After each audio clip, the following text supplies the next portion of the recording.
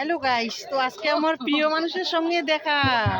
আমার একদম মানে প্রাণের নাতনি যাকে বলা চলে। অনেকদিন পর দেখা হলো, অনেকদিন পর দেখা হলো, দেখে মনটা খুব খুশি লাগলো। হ্যাঁ, ওর জন্য বসে আসে অনেকক্ষণ থেকে। আমার এই যে ওর দাদুকে বলতেছি যে চলো একটু খুঁজি। এই যে আমার হচ্ছে নাতি জামাই, খুব কিউট, কিন্তু সবাই দেখো একটু একটু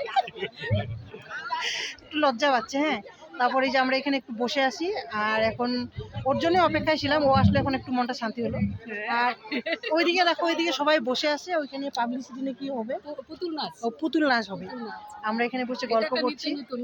হ্যাঁ হ্যাঁ, বিয়ে বাড়িতে খুব ভালো লাগছে, তাই না? নতুন নতুন কিছু একটা।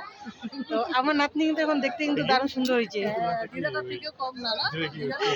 না না, এখন নাতনির কাছে দিদা হতে পারে, বলো তোমরা।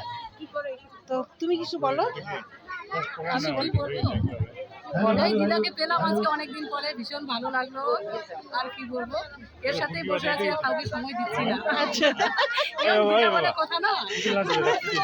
আমারও সুন্দরী নাতনি বলে কথা, মানে কি বলবো, আর মানে মনটা শান্তি স্যাটিসফাই আর কি বিয়ে বাড়িতে। তো তোমরা সবাই বিয়ে বাড়ি এনজয় করো, যারা যারা এসেছো। আমরা তো এনজয় করছি। চলো বাই, টাটা।